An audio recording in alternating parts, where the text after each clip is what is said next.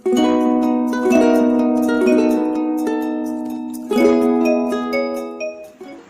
मसीह की। आइए बाइबल सीखें। इस प्रोग्राम में आप सभी लोगों का स्वागत है। आज हम लय व्यवस्था के दूसरे अध्याय का अध्ययन करेंगे।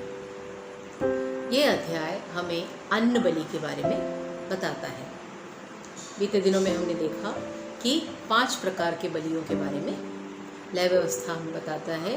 पहले के 7 अध्यायों में होम बलि, अन्न बलि, मेल बलि, पाप बलि और दोष बलि। होम बलि के बारे में हमने पढ़ा और आज हम पढ़ेंगे अन्न बलि के बारे में। अन्न अर्थात अनाज, जो फसल खेत में काम करने के बाद जो प्राप्त होती है, उन फसलों को या उपज को लाकर यदि परमेश्वर के सानिध्य में चढ़ाया जाए, उसे अन्न बलि कहते हैं। जो आशीष परमेश्वर ने फसल में दी है, उसके एक अंश को लाकर यदि परमेश्वर के सानिध्य में लाके रखा जाए तो उसे हम अन्न बलि कहते हैं। मेरे प्रियो, इस संसार में 2 प्रकार के व्यक्ति पाए जाते हैं। एक जो धन्यवादी होते हैं, हर बात में वो धन्यवाद दिया करते हैं, परमेश्वर को भी और मनुष्यों को भी। और दूसरे प्रकार के जो लोग होते हैं, वो हर बात में शिकायत किया करते हैं, कंप्लेन किया करते हैं, लोगों से भी और परमेश्वर से भी। इस्राएलियों में जो लोग धन्यवादी स्वभाव के होते थे, वे परमेश्वर के दिए हुए उन तमाम लाभों में, अर्थात उनके जो खेती में जो फसल, जो उपज परमेश्वर देता था, उसका एक अंश लाकर वो परमेश्वर के सानिध्य में अपने धन्यवादी दिल के साथ चढ़ाया करते थे, और इसे ही हम अन्न बलि कहते हैं। इस अध्याय में हम देखते हैं कि 5 तरीके की चीजों को वहां पे चढ़ाया जा सकता है। पहला, अनपका या ना पका हुआ चीज। दूसरा है पका हुआ, उसमें अखमीरी मैदे से बने रोटी का चढ़ाया जाना, अखमीरी मैदे से बने हुए तंदूरी का चढ़ाया जाना, अखमीरी मैदे से बनाए हुए तेल में तले हुए चीज का चढ़ाया जाना, और 5वां चीज जो फर्स्ट फ्रूट है, पहली फसल है, उसे लाके चढ़ाया जाना। इतनी बातों को हम देखते हैं। और इस अध्याय में हम देखते हैं कुछ चीज़ों को जो कि बलि करने के लिए चढ़ाई जाए। उनमें एक है मैदा। ये मैदा वास्तव में गेहूं के पीसने के द्वारा, महीन रीति से पीसने के द्वारा जो पाउडर मिलता है, जो उसका आटा मिलता है, उसे यहाँ पे मैदा कहा गया है। मेरे प्रियो, इस्राएलियों के समय में आज की तरह की फैक्ट्रियाँ या साधन नहीं उपलब्ध थे जो कि मैदा उत्पन्न कर सके। तो उस समय की स्त्रियाँ जो गेहूं होता था, उसे पत्थर में पीस कर उसे महीन पाउडर के रूप में बनाकर रोटियां वगैरह बनाने के लिए इस्तेमाल किया करती थी। तो उसे यहाँ पे मैदा कहा गया है। तो पहली चीज जो चढ़ावे के लिए है वो है मैदा। दूसरी चीज है तेल। इस्राएली हर एक बातों के लिए, चढ़ाने के लिए हो या भोजन के लिए हो या अभिषेक के लिए, ज्यादा करके वो ओलिव ऑयल का इस्तेमाल किया करते थे। तो दूसरी चीज है ओलिव ऑयल। तीसरी जो चीज है वो है नमक। परमेश्वर यहाँ पे कहता है कि तुम अपनी हर एक बलिदानों में नमक का इस्तेमाल किया करना। चौथी चीज है लोबान।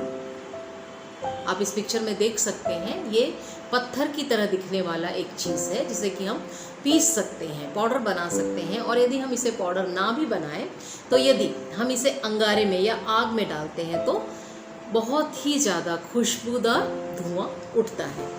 तो इतने चीज़ों को समर्पित करने के बारे में बाइबल हमें बताती है। लय व्यवस्था अध्याय 2 हमें बताती है। उसी प्रकार से 2 चीज़ों को ना चढ़ाने के बारे में हम देखते हैं। पहली चीज़ है खमीर, जो कि परमेश्वर कहता है उसे ना चढ़ाया जाए, और दूसरी चीज़ है मधु या शहद, जिसे कि ना चढ़ाया जाए। और यहाँ पे एक बात परमेश्वर का वचन कहता है कि ये जो चढ़ाए जाने वाले चढ़ावे हैं, जो बलि के लिए चढ़ाए जाने वाले सामग्रियाँ हैं, उनमें से जो चढ़ा देने के बाद बाकी बचता है वो हारून और उसके घराने के लिए है कि वो इसे पवित्र कहकर अपने लिए उपयोग करें। आइए वचन पढ़ते हैं। और जब कोई यहोवा के लिए अन्न बलि का चढ़ावा चढ़ाना चाहे तो वह मैदा चढ़ाए और उस पर तेल डालकर उसके ऊपर लोबान रखे और वह उसको हारून के पुत्रों के पास जो याजक हैं लाए और अन्न बलि के तेल मिले हुए मैदे में से इस तरह अपनी मुट्ठी भर निकाले कि सब लोबान उसमें आ जाए और याजक उन्हें स्मरण दिलाने वाले भाग के लिए वेदी पर जलाए कि वह परमेश्वर के लिए सुखदायक सुगंधित हवन ठहरे। यहाँ परमेश्वर का वचन कहता है कि जो व्यक्ति, जो इस्राएली धन्यवाद के साथ परमेश्वर के सानिध्य में अन्न बलि को लाना चाहे वो मैदे को लेकर आए और उसमें तेल डाले और उसके ऊपर लोबान को इस तरीके से रखे कि जब वो याजक उस लोबान के साथ उस मैदे को उठाए तो वो लोबान जो है वो पूरा उसके हाथ में आ जाए और उसे लेकर वो जाकर वेदी में डाले जहाँ की जलाते हैं धूप, और वहाँ से वो जो सुगंधित धूप की जो खुशबू निकलेगी, वहाँ से सुगंधित धुआं जो उठता था वो परमेश्वर के लिए परमेश्वर को बहुत ही ज़्यादा पसंद था। ओके, ये है पहली चीज़। अब हम दूसरी चीज़ को देखते हैं। आइए वचन पढ़ लेते हैं। और जब तू अन्न बलि के लिए तंदूर में पकाया हुआ चढ़ावा लाए तो वह तेल से सने हुए अखमीरी मैदे के फुलकों का तेल से चुपड़ी हुई अखमीरी चपातियों का हो। यहाँ पे हम देखते हैं कि जो दूसरी चीज़ है वो ये है कि अखमीरी मैदे से उसमें नमक डालते हुए और उसमें तेल डालते हुए जो तंदूर में बना हुआ ब्रेड की तरह, जो केक की तरह बेक किया रहता है, उसे यदि हम परमेश्वर के सानिध्य में ला रहे हैं तो उसे लेकर काट कर उसे तेल उसके ऊपर डालकर उसमें लोबान डालकर उसे लेकर चढ़ाया जाए। ये दूसरी बात है जो पकी हुई चीज़ को चढ़ाने के बारे में है। और पकी हुई चीज़ को चढ़ाने के बारे में अगली बात जो हम देखते हैं वो अगले वचन में है। आइए हम पढ़ लेते हैं। और यदि तेरा चढ़ावा तवे पर पकाया हुआ अन्न बलि हो तो वह तेल से तले हुए अखमीरी मैदे का हो, उसको टुकड़े टुकड़े करके उस पर तेल डालना, तब वह अन्न बलि हो जाएगा। यहाँ पे परमेश्वर का वचन कहता है कि यदि जो पकी हुई रोटी है वो तवे में पकी हुई है, जैसे हम साधारण अपने घरों में बनाते हैं रोटियों को, उस प्रकार से यदि हो तो उसे भी लेकर टुकड़े टुकड़े करना और उसके ऊपर तेल डालना और फिर उसमें लोबान डालते हुए उसे लेकर वेदी में चढ़ाना। यह है दूसरे प्रकार की पकी हुई चीज़। आइए अगला वचन पढ़ लेते हैं।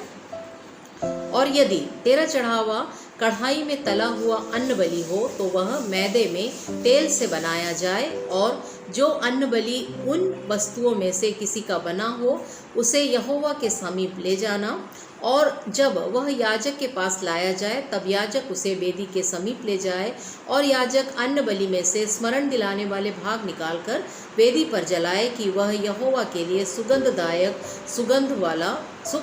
सुगंध वाला हवन ठहरे।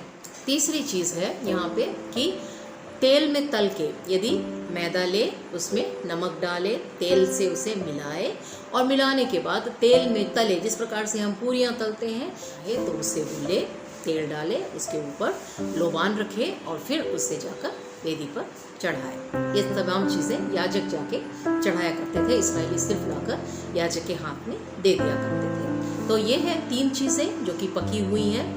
रोटी जो कि तंदूरी में बनी हो, और दूसरी जो तवे में बनी हो, और तीसरी चीज़ जो तेल में तली हुई हो। अब अगली चीज़ जो पांचवी चीज़ है वो ये है कि जो फर्स्ट फ्रूट है, पहला फल है, किसी भी अन्न से हो सकता है या फलों से हो सकता है या सब्जियों से, जो भी चीज़ का जो पहला फल है वो परमेश्वर के सानिध्य में देते समय, यदि वो अनाज, गेहूँ है, चावल है, ऐसा यदि कुछ है तो ऐसा बताया गया है बाइबल में कि उनकी बालियों को या तो जलाने के बाद उसे निकाल दिया जाए या उसे मींचते हुए निकाले और उसमें तेल डाले और उसमें लोबान रखे और उसे ले जाकर उस वेदी पर, धूप वेदी पर जाके चढ़ाए, और जो सुगंध वहाँ से उत्पन्न हो वो परमेश्वर के लिए बहुत ही ज़्यादा मनभावक है, या परमेश्वर को वो सुगंध बहुत ज़्यादा पसंद है। तो इतनी चीज़ों को करने के बारे में हम यहाँ पे देखते हैं।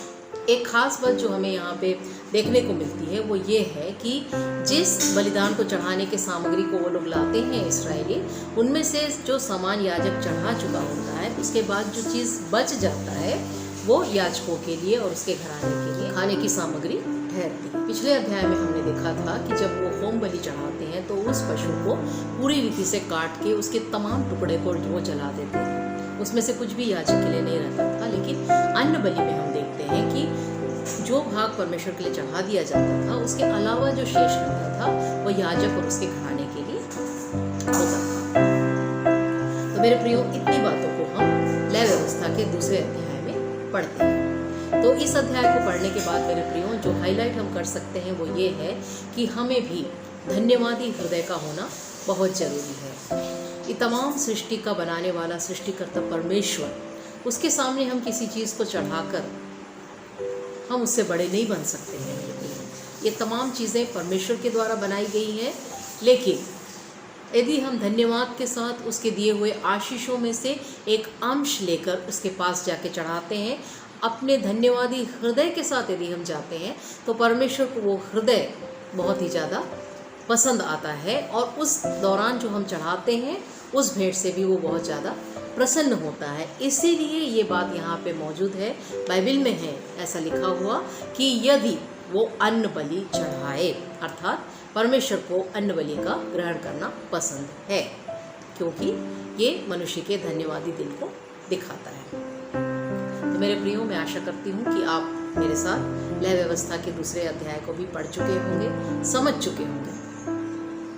आप इसे पढ़िएगा और यदि कोई नई बात शेयर करना चाहें तो प्लीज़ कमेंट बॉक्स का इस्तेमाल कीजिएगा। परमेश्वर आप सबों को आशीष देवे। खुश रहिए। जय मसीह।